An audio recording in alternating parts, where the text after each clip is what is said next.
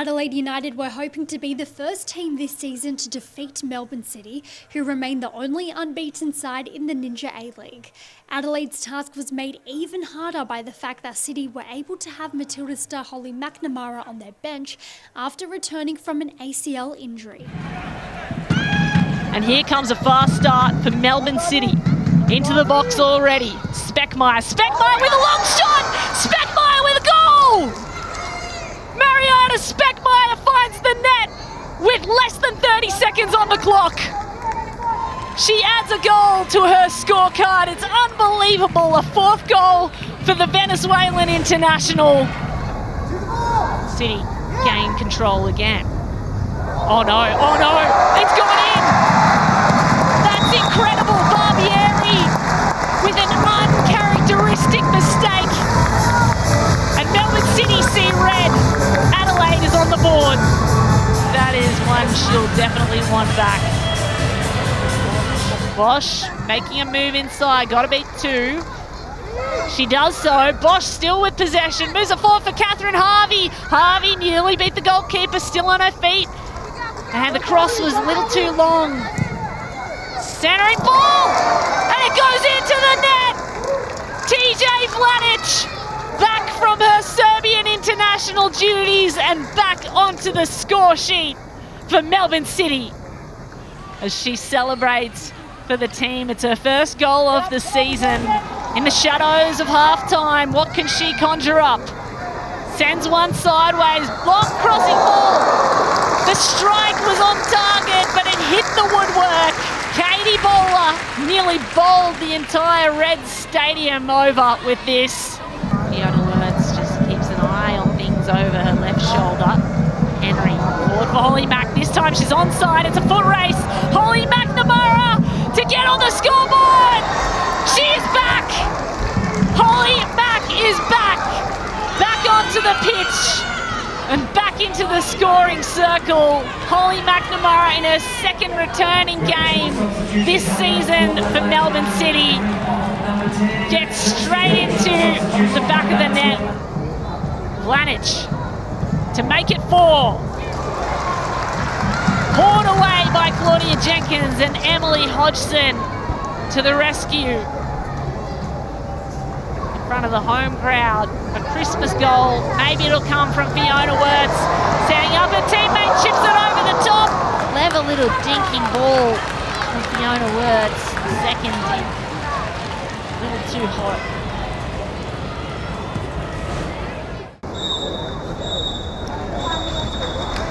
That will do it. Referee Michaela Ryan says, I've seen enough. Adelaide is seeing blue as Melbourne City take the 3 points. And a huge second game back as Holly McNamara gets back into the scoring circle. All of the heroes featured. Barbieri scoring an own goal. Tricciani continues the unbeaten streak. 7 in a row now for Melbourne City. So full time here at Cooper Stadium. Melbourne City with the win, 3, Adelaide 1. Western Sydney Wanderers were hoping to continue where they left off after an impressive 5-1 win over Western United last weekend. Perth were also confident after coming off a 3-1 win over Adelaide, but will need to be at their very best to win in Western Sydney for the first time since 2019. It's a long way out. Amy Harrison to take. It's a well-hit strike as well. Got a nice piece of that. Had Casey Dumont just thinking about it. Pushed away from that Perth Glory defence. Still Wanderers on the attack. Here's Eunice. Little drop of the shoulder. Eunice gets a strike away. There's a deflection. It's an awkward one. And Kush LaRue, surely that chance has gone begging. A prime opportunity for the Wanderers to open the scoring at Wanderers Football Park. It'll be Wynn with another long throw for Glory. This one bounced awkwardly last time. Helped on that occasion. Nodded through.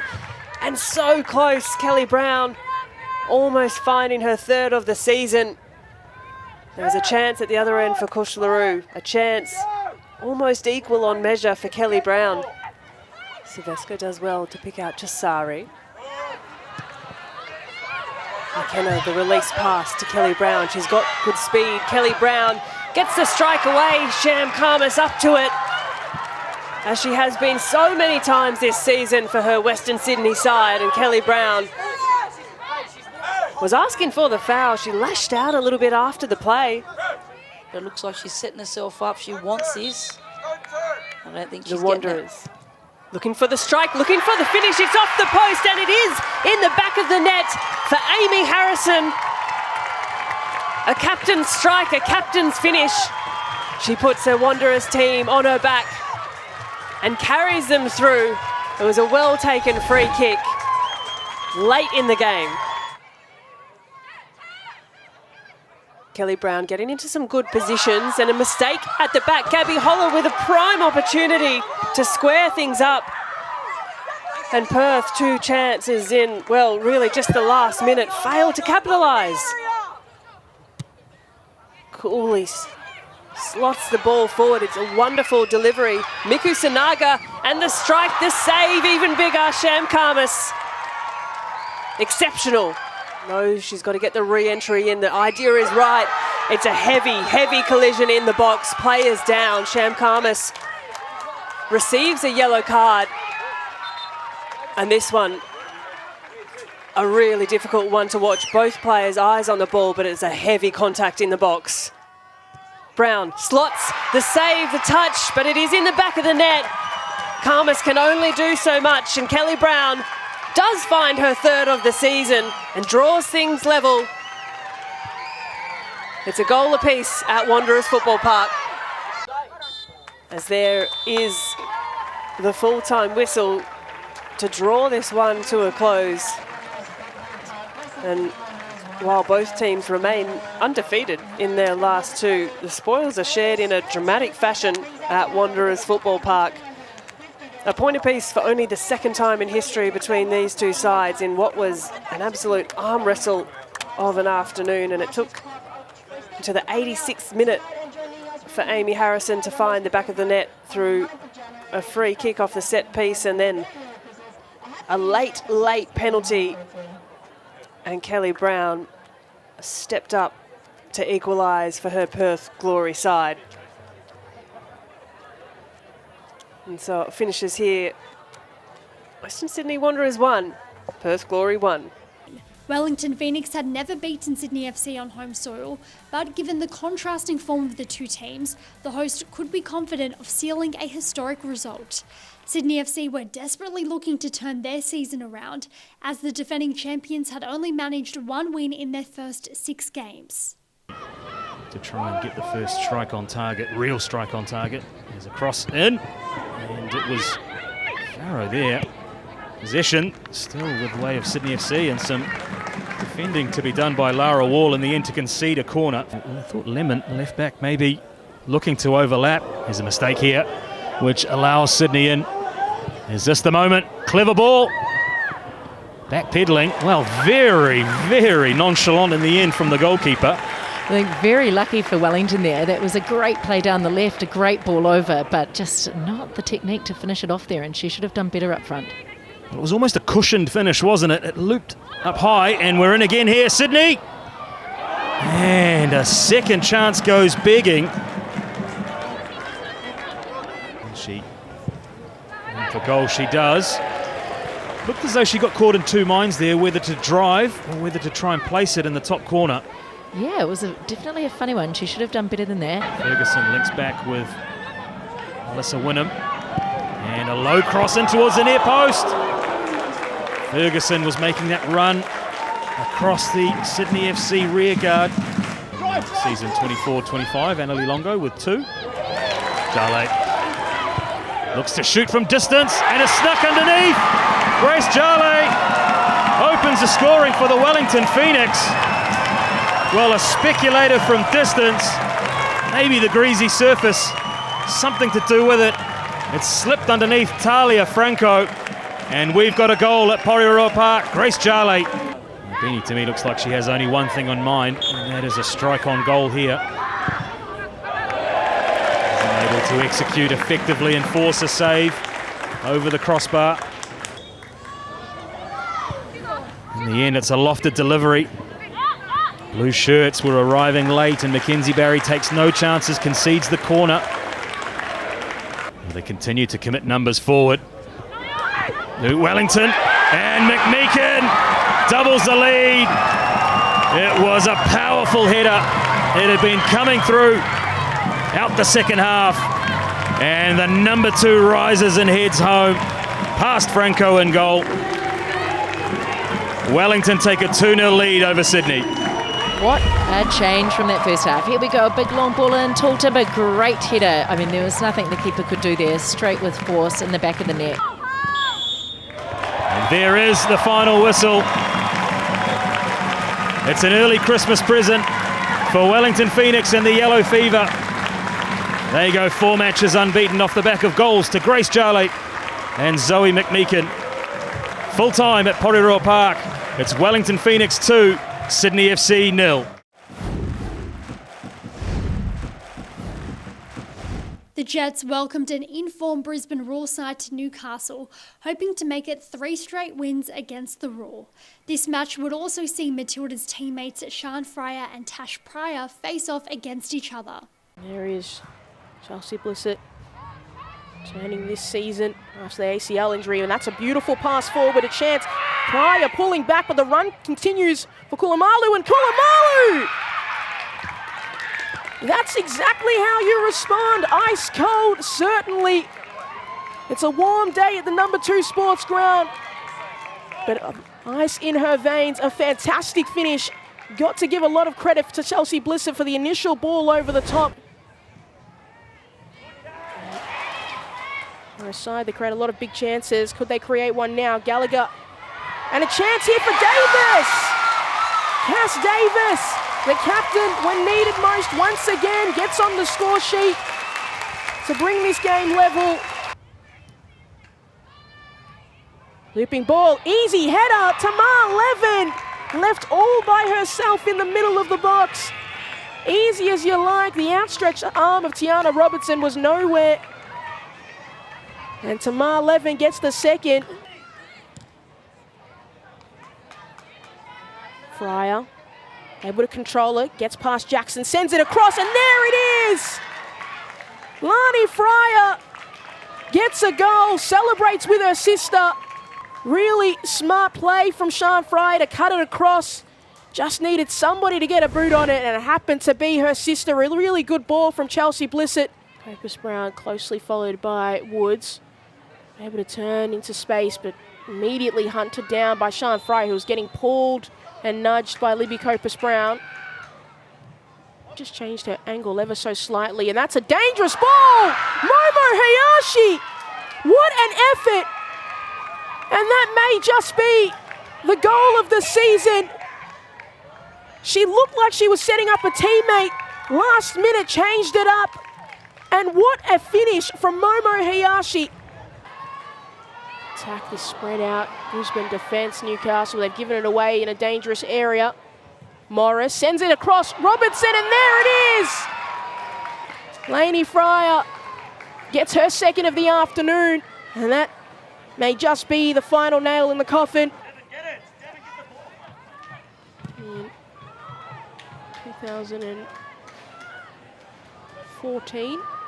2021. As Fryer gets her third. And there's the hat-trick. What a special afternoon. 2 assists for your sister's goals, and she got her first hat-trick in her first ever start. Almost finished. And now we are officially finished here at the number 2 sports ground. Newcastle Jets hosted the Brisbane Roar, but it was the Roar and it was Lani Fryer who got the last laugh. 3 goals to her name, a fantastic performance. Sister got involved as well, setting her up twice. But this Brisbane Roar side continuing on from that fine form that sees them second on the league table, keeping in touch with Melbourne City. Grace Kulamalu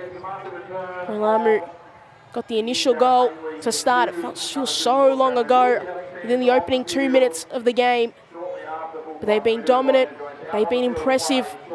Brisbane Roar They've done everything they've needed to do in this game, and lots of questions for Ryan Campbell to have to figure out. Momo Hayashi certainly put in a nomination for the goal of the season with that free kick effort. You can see the joy on these Brisbane Roar players' face. It's been a fantastic afternoon of football and a well-deserved 3 points. And it ends with the Newcastle Jets 1, Brisbane Roar 6. Canberra United hosted Melbourne Victory at McKellar Park. Michelle Heyman headed into this clash in fine form after scoring a brace against Melbourne City. Meanwhile, Melbourne Victory were looking to continue their rise up the table without star striker Emily Gilnick, who wasn't named in the matchday squad. Sent back into the blender for City. Here's Flannery. Flannery with a one-time strike and a one-handed save in response from Sally James. Here it comes. Centering ball and it's touched in. Nikki Flannery with an early goal. And Melbourne Victory 1 point up at McKellar Park. Rachel Lowe collects for City and sends it forward for Chidiac. Chidiac has Flannery. Flannery's in the box and that's saved well. At full pace, Flannery. Here comes Janchevsky. Janchevsky off the woodwork. Sent out of danger by Madison Asen.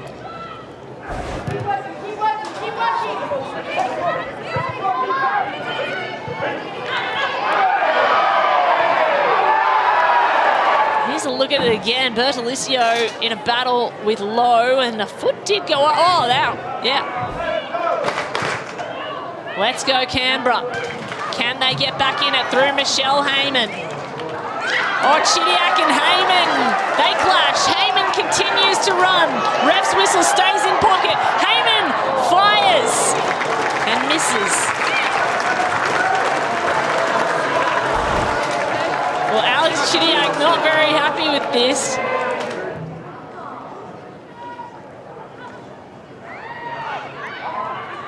Janchevsky goes forward and there's a ball in and it's in the net! Something out of nothing! Another goal for Melbourne Victory. Rachel Lowe turns to go in the midfield to Flannery, and Flannery does a nice first touch. Flannery from range! Touched off the woodwork, and Sally James breathes a sigh of relief. Janchevsky's going to find a way through to the box. Crossing ball, Rachel Lowe in front of goal. One more to beat. Goes backwards to go forwards, and Murphy nearly got on target. Where's Markovski? Where's Heyman? Oh, there's Markovski! She nearly directed a goalward. It's ahead.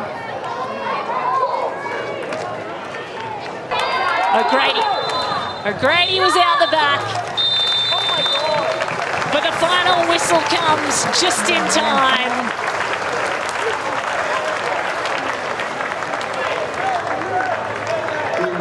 It's been an absolute thriller, a physical game, a tight contest. These two teams historically never get an easy win over the other. Melbourne Victory 2, Canberra United 0.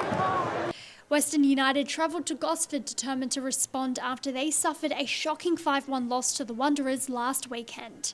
Meanwhile, the Central Coast Mariners were also keen to bounce back from a 2-1 defeat to Brisbane and get their first ever win over Western United.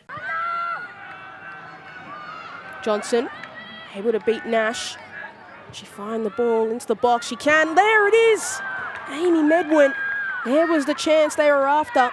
Just spraying it wide. Mariners have been able to, for the most part, control the midfield of this game. Just haven't done anything up top, but Trimmis may be able to create something here. Long run continues, Trimmis, and then Inviting for Puxty. And then a nutmeg on Julia Sardo. The ball is good. And Evans with the diving effort just couldn't get ahead to it. That would have been one for the highlight reel.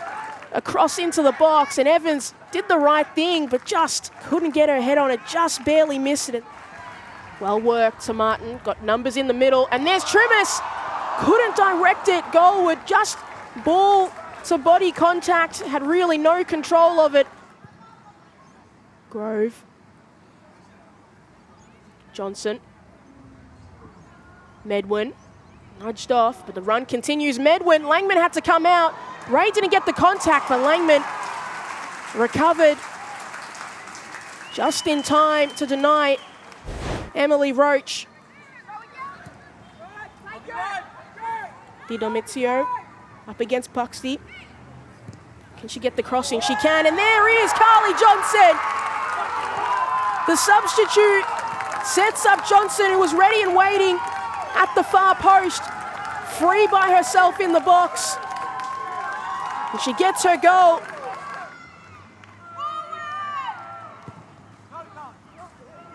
And that ball over the top for Carly Johnson. One-on-one with Langman. Langman comes to meet her. Around she goes, and there's the second for Johnson. And just like that, we were waiting for a goal, and Carly Johnson with a great ball over the top, took it well. Langman had to come and make herself as big as possible, but as soon as Johnson was around, she wasn't going to miss from there. And that ball finds its way into the net. I don't know how. Grace Maher, as she always does, she seems to score the spectacular goals. She did it against Newcastle earlier in the season, and now she's done it again. Rasmussen turns, tried to find Galich, falls to Martin, sends it across, knocked forward by Lincoln, and then Rasmussen with the follow-up effort finds a goal, and those Mariners fans love it. A local getting on the score sheet, her third of the season. And there it is. It started as a cagey affair in the first half, but it broke open in the second, and Carly Johnson was the recipient of some really good luck and some great passes from her teammates. It is the Central Coast Mariners 1, Western United 3. So after impressive victories, Melbourne City and Brisbane Roar remain in the top 2 of the Ninja A-League ladder. Meanwhile, defending champion Sydney are languishing at the bottom. Join us next time for Round 8.